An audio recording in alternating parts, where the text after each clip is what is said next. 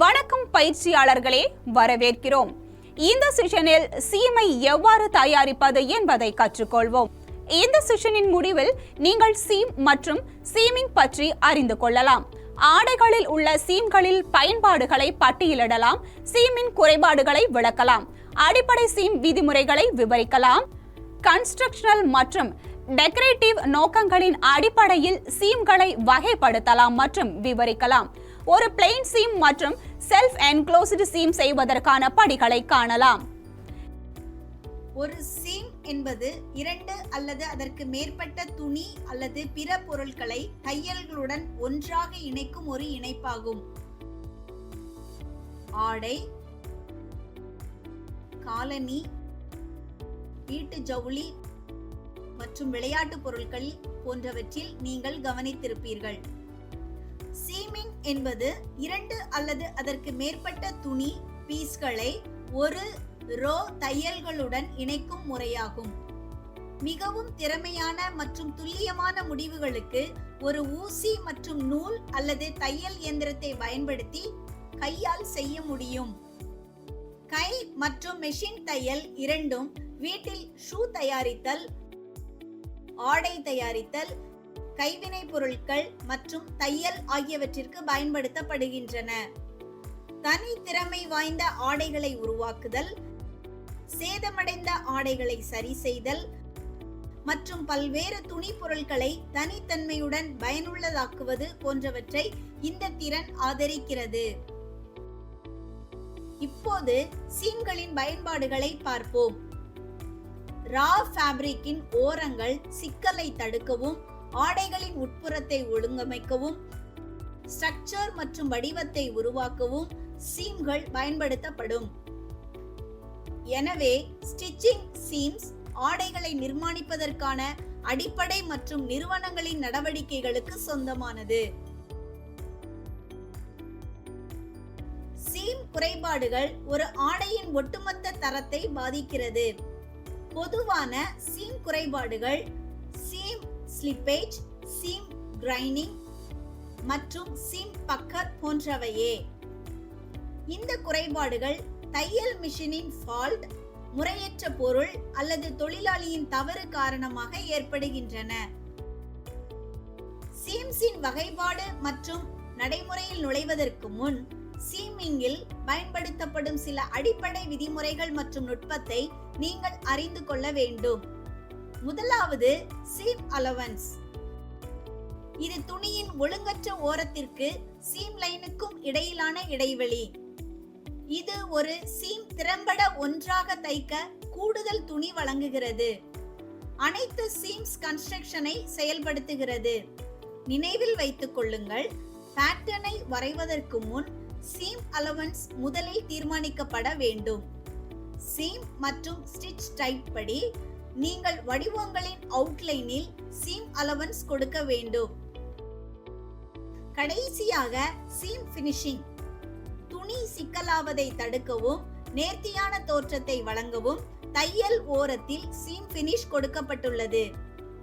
தேர்ந்தெடுக்கப்பட்ட seam finish வகை துணியின் type, அதன் எடை, அதன் வீவ் மற்றும் ஒரு ஆடையின் தேய்மானம் மற்றும் கிழிதல் ஆகியவற்றை பொறுத்தது. லைன்ட் ஆடைகளில் இது தேவையில்லை. சீமிங்குடன் பயன்படுத்தப்படும் ஒரு முக்கியமான நுட்பம் ட்ரிம்மிங் ஆகும். இதன் பொருள் சீம் அலவன்ஸில் சிலவற்றை குறைப்பது. இது ஒரு சிறந்த பொருத்தத்தை, உதாரணமாக ஆர்ம் ஹோலில் பெறுவதற்காக மொத்தமாக குறைக்க செய்யப்படுகிறது அல்லது மேலும் கன்ஸ்ட்ரக்ஷனுக்கு சீம் தயாராக உள்ளது. நோக்கத்தின் அடிப்படையில் சீம் கன்ஸ்ட்ரக்ஷனல் மற்றும் டெக்கரேட்டிவ் சீம்ஸ். கன்ஸ்ட்ரக்ஷனல் சீம்ஸ் தெளிவற்றவை மற்றும் முடிந்தவரை தட்டையானவை, ஏனெனில் அவை செயல்பாட்டு நோக்கங்களுக்காக உள்ளன. எடுத்துக்காட்டுகள் side seam, under arm seam, waist line seam போன்றவை. Decorative seams. Piped seam, corded seam, flat மற்றும் ஃபால்டு சீம் அல்லது ஸ்டாப் செஸ்ட் சீம் போன்ற ஆடைகளுக்கு ஒரு வடிவமைப்பு அல்லது டெக்கரேட்டிவை வழங்குவது குறிப்பிடத்தக்கது. சீம்ஸ் வெவ்வேறு வடிவங்களில் உருவாக்கலாம். ஸ்ட்ரெயிட் சீம் மிகவும் அடிப்படை மற்றும் தைக்க எளிதானது. ஸ்ட்ரெயிட் சீம்களில் சீம் அலவன்ஸ்களை ஒரு பக்கமாக அழுத்தி ஒன்றாக முடிக்கலாம். லைட் வெயிட் துணிகளில் அல்லது அவை அழுத்தி திறக்கப்பட்டு தனித்தனியாக முடிக்கப்படுகின்றன. கர்வ்டு சீமை கையாளுதல் மற்றும் வடிவமைப்பதில் கவனம் தேவை. நல்ல வடிவ வளைவுகளை பெறவும் கூடுதல் வலிமையை உறுதிப்படுத்தவும் ஷார்ட்டர் ஸ்டிச் லென்த் மற்றும் மெதுவான வேகத்தை பயன்படுத்தவும். கார்னரின் இருபுறமும் ஒரு ஷார்ட்டர் ஸ்டிச் லென்த்தை பயன்படுத்தி கார்னர்ட் சீம் வலுப்படுத்தப்படுகிறது. துல்லியமான கார்னரை பெற துல்லியமான பிவோட்டிங் முக்கியமானது. மற்றொரு வகை சீம்ஸ் செல்ஃப் என்க்ளோஸ்டு சீம்ஸ். இங்கே சீம் அலவன்சஸ் ஃபினிஷ்டு சீம்கள் உள்ளன.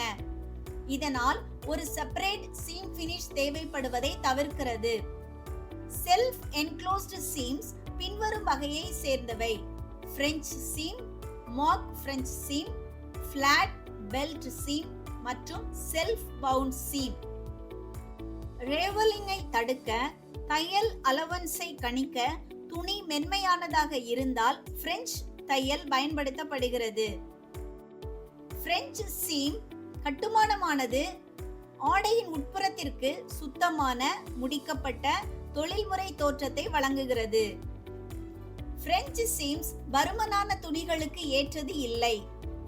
ஒரு போலி பிரெஞ்ச் சீம் ஒரு பிரெஞ்ச் சீம் போன்ற தோற்றத்தை கொண்டுள்ளது, ஆனால் அது கையால் முடிக்கப்பட்டதால் மென்மையானது. பிளாட் ஃபெல்ட் சீம்ஸ் ஒரு நேர்த்தியான சீம் ஃபினிஷிங்கை வழங்குகிறது. துணியின் கார்னர் ஓரங்கள் முழுமையாக மூடப்பட்டிருக்கும். டாப்ஸின் பக்க தையல்களில் பயன்படுத்தப்படுகிறது. Shirts, denims, trousers, crotch attachment, trousers, inseam மற்றும் சைட் சீம் மற்றும் கனமான பருத்தி துணிகளுக்கு ஏற்றது. செல்ஃப் பவுண்ட் சீம் என்பது பிரெஞ்ச் சீம் மற்றும் எடை குறைந்த துணிகளுக்கு ஏற்றது. பல்வேறு வகையான சீம் தயாரிப்பது எப்படி என்று பார்ப்போம். சீம்களை உருவாக்க தேவையான பின்வரும் கருவிகள், உபகரணங்கள் மற்றும் பொருட்கள் உங்களிடம் உள்ளதா என்பதை உறுதிப்படுத்தவும். Single needle industrial lock stitch machine, கை ஊசி, மெஷரிங் டேப், கத்திரிக்கோல், நீண்ட துணி, தையல் நூல் மற்றும் ஆடை தயாரிப்பாளரின் பின் பாக்ஸ். கொடுக்கப்பட்டுள்ள மெட்டீரியலில் இருந்து வெவ்வேறு மாதிரியான தையல்களுக்கு தேவையான பீஸ்களை குறிக்கவும் மற்றும் அனைத்து பீஸ்களும் 25x10 சென்டிமீட்டர் வெட்டவும். டேப்ட் சீம்களை தவிர 20x20 சென்டிமீட்டர் லே அவுட்டை பார்க்கவும். சீம்களை பின்வருமாறு வரிசையில் தைக்கவும். Plain seam, self bounded seam, French seam மற்றும் பிளாட் ஃபெல்ட் சீம்.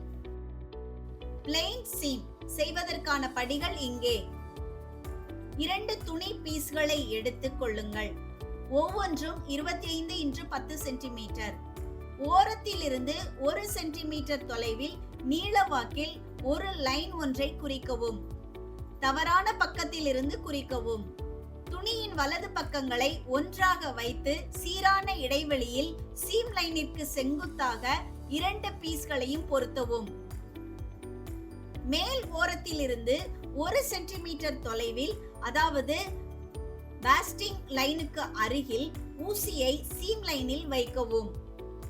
ஃபுட்டால் குறைந்த அழுத்தம் கொடுக்கவும். இறுதியில் பின்னோக்கி தைத்து பின் சீம் லைனுக்கு அருகில், ஆனால் பாஸ்டிங் லைன் வழியாக முன்னோக்கி தைக்கவும். இறுதியில் 1 சென்டிமீட்டர் மீண்டும் தைக்கவும். பாஸ்டிங் நூல்களை ட்ரிம் செய்து அகற்றவும். 2 துணி பீஸ்களை திறந்து தையல் அலவன்ஸை அழுத்தவும். அதே படிகளை பின்பற்றி வளைந்த பிளெயின் சீமை செய்யவும். கையாளுதல் மற்றும் வடிவமைப்பதில் கவனம் செலுத்துங்கள். நல்ல வடிவ வளைவுகளை பெறவும், கூடுதல் வலிமையை உறுதிப்படுத்தவும், ஷார்ட்டர் ஸ்டிச் லென்த் மற்றும் மெதுவான வேகத்தை பயன்படுத்தவும். இப்போது செல்ஃப் பவுண்ட் சீம் எப்படி செய்வது என்று பார்க்கலாம். 2 சென்டிமீட்டர் சீம் அலவன்ஸை கொடுக்கும் அழுத்தப்பட்ட ஓபன் சீமை தைக்கவும். ஒரு சீம் அலவன்ஸை 3 மில்லிமீட்டர், மற்ற சீம் அலவன்ஸை 3 மில்லிமீட்டர் திருப்பி அழுத்தவும். திரும்பவும் மீண்டும் அழுத்தவும் மற்றும் மடிந்த ஓரத்தை சீம் லைனிற்கு கொண்டு வரவும். இதனால் ட்ரிம் செய்யப்பட்ட ஓரம் இப்போது மூடப்பட்டிருக்கும். தையலின் ஃபர்ஸ்ட் லைனுக்கு முடிந்தவரை மடிப்புக்கு அருகில் தைக்கவும். பிரெஞ்சு சீம் பற்றி பார்க்கலாம். பிரெஞ்சு சீம் 2 முறை தைக்கப்படுகிறது. முதலில் வலது பக்கத்தில் இருந்தும் பின்னர் தவறான பக்கத்தில் இருந்தும் 2 துணி பீஸ்களை எடுத்து தவறான பக்கங்களில் ஒன்றாக வைக்கவும். வலது பக்கத்தின் ஓரத்தில் இருந்து 3 மில்லிமீட்டர் தூரத்தில் தைக்கவும். சீம் அலவன்ஸை ஒழுங்கமைக்கவும். 2 சீம் அலவன்ஸையும் ஒரு பக்கமாக அழுத்தவும். வலது பக்கங்களை ஒன்றாக மடித்து ஓரத்தின் மடிப்பில் சரியாக தைக்கப்பட்ட லைனுடன் மீண்டும் அழுத்தவும். ஓரத்திலிருந்து 0.6 சென்டிமீட்டர் தொலைவில் ஒரு சீம் லைனை தைக்கவும். இறுதியானது ஃபிளாட் மற்றும் ஃபெல்ட் சீம் ஆகும்.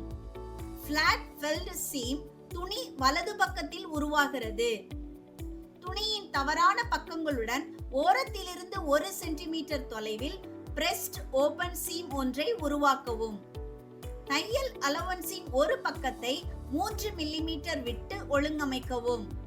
மற்ற சீம் அலவன்ஸின் ஓரத்தை 3 மில்லிமீட்டர் தவறான பக்கமாக மடியுங்கள்.